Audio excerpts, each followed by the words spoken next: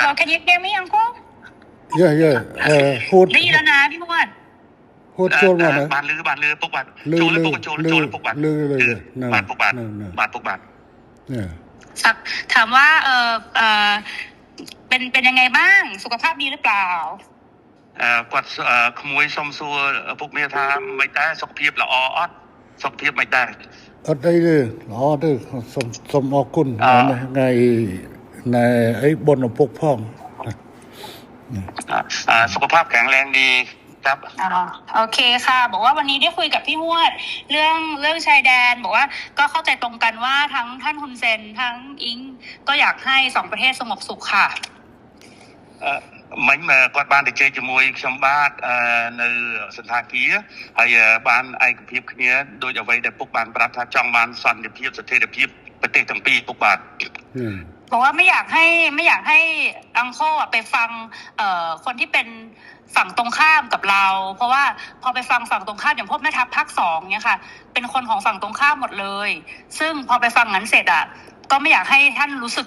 ไม่ชอบใจหรือโกรธเพราะจริงๆแล้วไม่ใช่ความตั้งใจของเราเลยค่ะគាត់ថាសូមអនុញ្ញាតពីពុកថាពុកកុំឲ្យស្ដាប់សម្ដីមេតបភូមិភាគ2ហ្នឹងក៏វាជាអ្នកដែលប្រឆាំងជាមួយនឹងរដ្ឋាភិបាលថៃដែរវាជាសត្រូវដែរដល់ពុកស្ដាប់វាហើយអញ្ចឹងទៅអាចធ្វើឲ្យអារម្មណ៍ពុកខឹងបាទ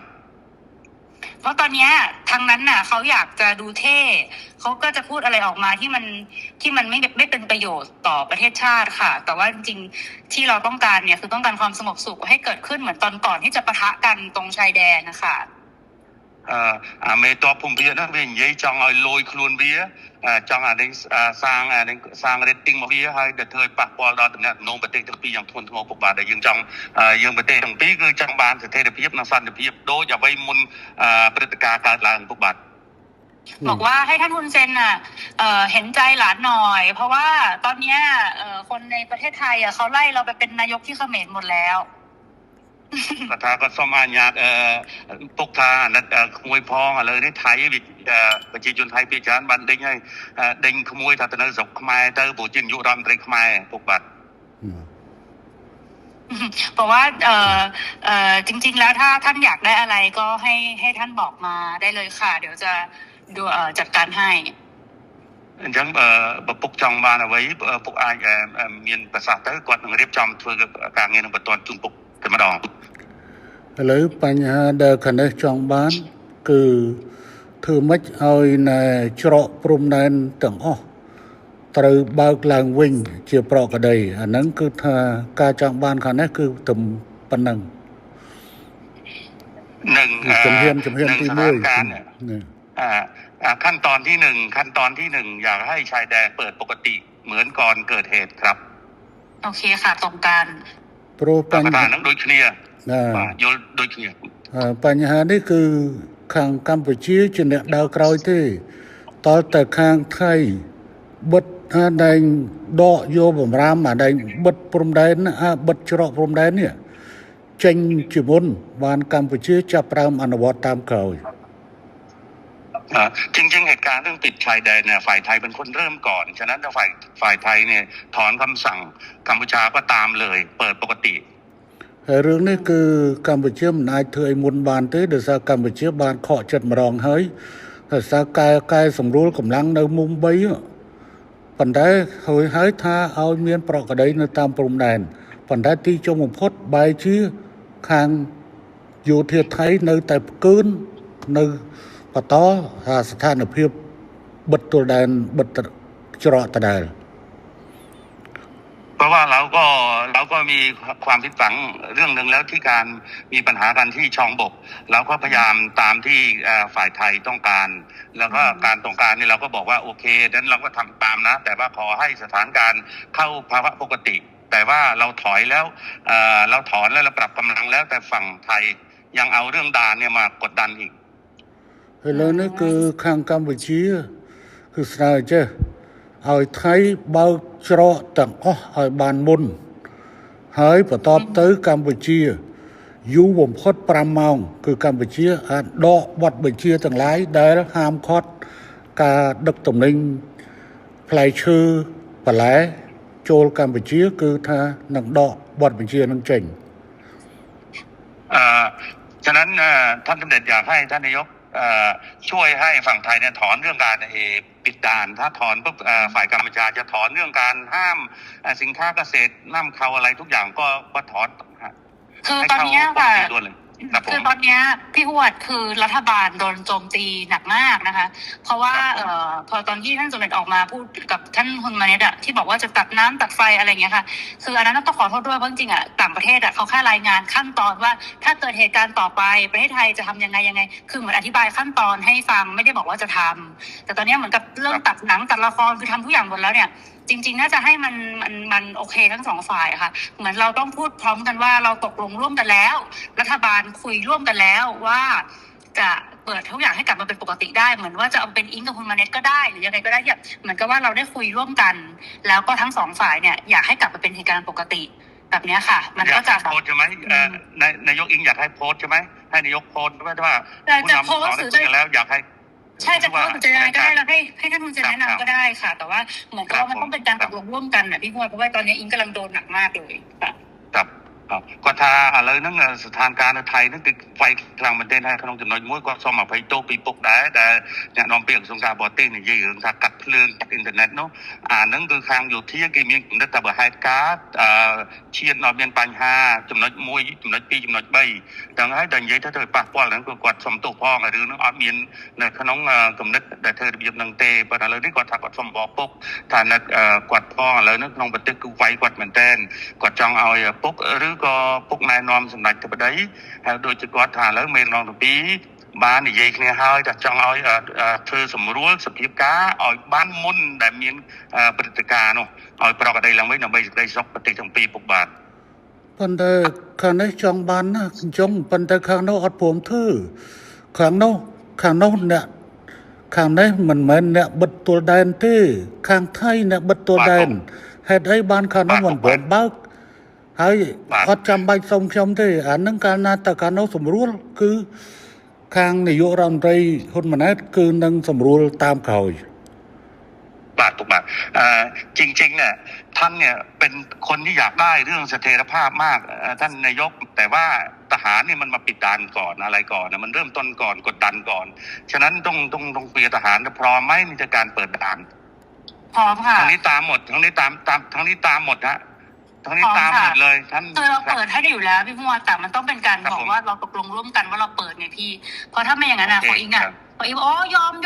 อมหมดเนี่ยอิงก็คือจะโดนเพราะว่าคือเพราะตอนนี้มันเลยมาถึงเรื่องก่อนด่าแล้วว่าก็ถ้าก็สมปุงมวยจ้ะแต่ซาแต่เบิดซาการในแต่ไทยเปิดไอ้เจ้าอดเบียนทางการจริงเนี้ยในทางสังคมไทยนั่งเวียกันเอาไว้แต่ทั้งใส่กระโปรงเข้ามาโดยไปกับพีเจก็ไงก็จังทำยันถ้าเรื่องเมย์นั่งจับดาวอยู่ที่หายยิงให้เปิดให้คงนู้นได้ปุ๊กเปย์เด็กจำนวนมือรำแต่การพีเจภาษาปุ๊กไอ้เบียบมวยอิงกดทางกดจองตัวนำที่ท้าแต่เจหาจึงกุ๊กแต่เจติดเต๋อหายปรากฏได้ไปดอยทั้ง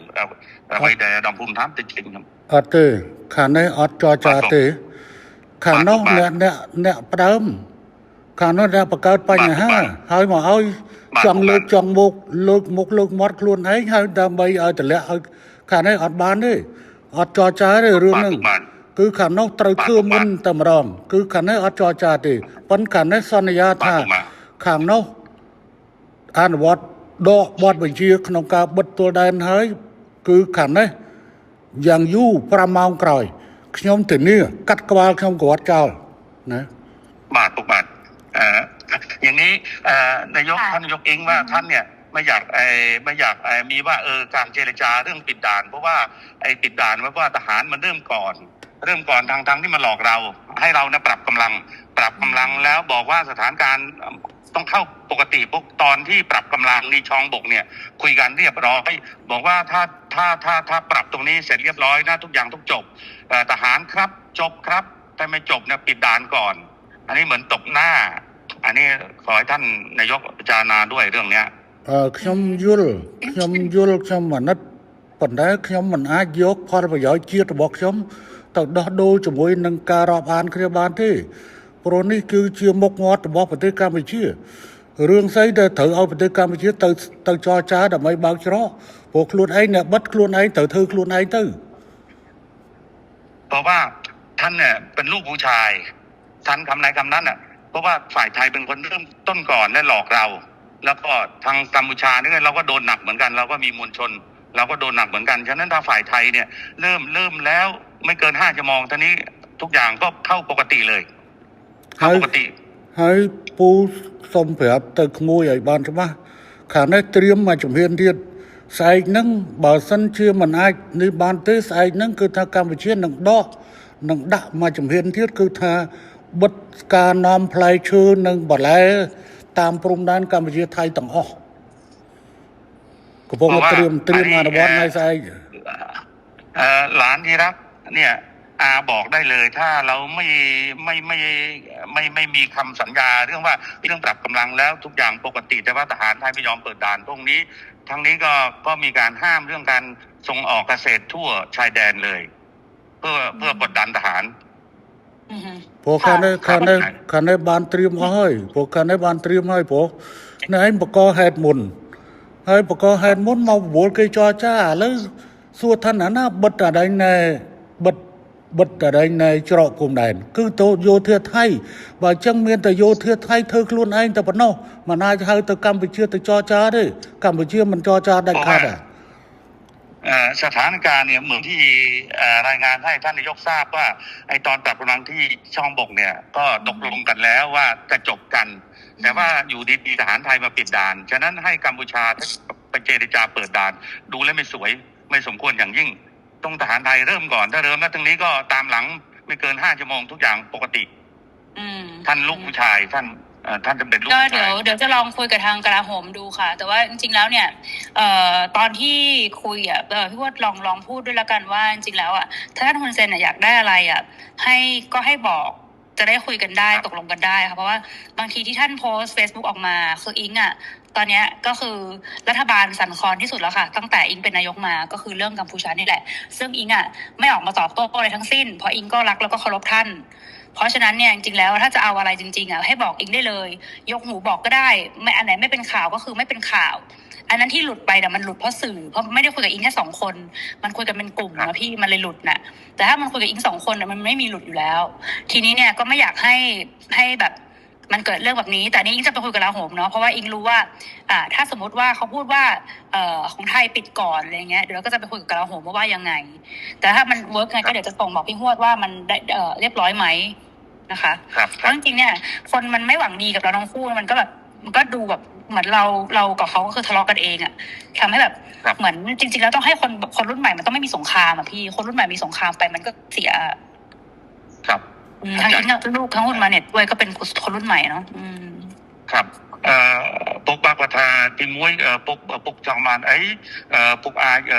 មេសេចទៅអ៊ីងបានអ៊ីងនឹងធ្វើឲ្យពុកអ្វីដែលពេលទៅពុកផុស Facebook ដល់ទៅពួកដែលវាប្រឆាំងវាចង់ឲ្យពុកហើយពុកហើយនឹងគាត់ជាសាច់សម្ដេចសម្ដីគាត់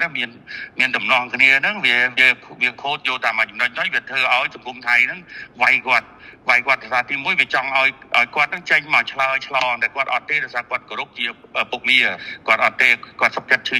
ឈឺចោះឲ្យវាវាយចោះអានោះហើយបានគាត់ថាសុំពុកថាលើក្រោយចង់ដាច់ទៅពុកចង់បានអីអាចមេសេចគាត់មុនហ្នឹងគាត់បានប្រាប់តែថាប្រហែលជា3 ថ្ងៃទៅគាត់នឹងទៅថ្វាយគុំរីការឿងតបរឿងអីហ្នឹងពុកបាទចារឿងហ្នឹងគឺកម្ពុជាវាតាក់ទងជាមួយនឹងការបញ្ជូលពលរដ្ឋរបស់ខ្លួនដូច្នេះគឺកម្ពុជាត្រូវតែហើយនឹងបញ្យល់ទៅដល់រដ្ឋដទៃទៀតដូច្នេះកម្ពុជាគឺមានតម្រូវការក្នុងការនិយាយទៅកាន់ប្រជាជនអញ្ចឹងវិធីដែលល្អជាងគេមានទៅប្រើ Facebook ហើយនឹង Telegram នៅនេះដើម្បីបញ្យល់ក្នុងការផុសចេញតែរឿងហ្នឹងគឺថាវាយើងខ្ញុំអាចកាត់បន្ថយបើសិនជាអាចតែសភាពការឲ្យតែខាងនោះរឿងវានៅចាល់នឹងរឿងបិទច្រកនឹងទៅប៉ុណ្្នឹងឯងបើថាបិទច្រកបន្តគឺថាខាងនេះនៅតែបន្តវាយអាហ្នឹងបាទท่านนายกครับท่านบอกว่าเรื่องการโพสต์เนี่ยท่านก็แค่ชี้แจงให้มวลชนที่นี่ทราบเท่านั้นเองไม่ได้ไปกระทบกับไทยอะไรมากแต่ว่าตอนนี้ก็ไม่เป็นไรถ้าหากว่าท่านนายกแก้เรื่องเปิดด่านให้ปกติเนี่ยท่านตกลงท่านไม่มีอะไรอีกแล้ว ก็จบ ได้ค่ะเดี๋ยวเราไปคุยกับลาผมดูแล้วก็ขอคอนเฟิร์มกลับมาเพราะเดี๋ยวจะคุยกับกองทัพก่อนแต่เราก็เดี๋ยวสั่งไปเลยค่ะพี่แต่ว่าอีกรอให้มัน100%แล้วค่อยแจ้งท่านกลับมาดีกว่าเพราะไม่อยากจะยังไม่100แล้วบอกท่านก่อนแต่ว่าจริงๆก็จัดการได้ค่ะพี่ ครับผมครับ อืม จะពុកបថាแล้วក៏សុំនឹងនិយាយមួយការពិជាតិនឹងទៅហ៊ានសិនហើយបានដល់100%បានគាត់នឹងជូនដំណឹងទៅពុកបាទគាត់ធ្វើការងារនឹងភ្លាមរឿងបញ្ហាច្រកពុកបាទ นั่น បាទពុក อืม ท่านนายกมีอะไรอีกไหม ไม่มีแล้วค่ะพี่ก็ประมาณนี้เนาะพี่ว่าเราจะมีอะไรบ้างประเด็นไม่มี อะไร ครับจังหวัด อะไร ពុកបាទ ได้ อะไร ขอบคุณ ខ្ញុំចេះ ขอบ មុ คุณ ន มาก មុននឹងនេះគឺខ្ញុំសូមបញ្ជាក់ថាខាងនេះត្រូវការតែមួយទេ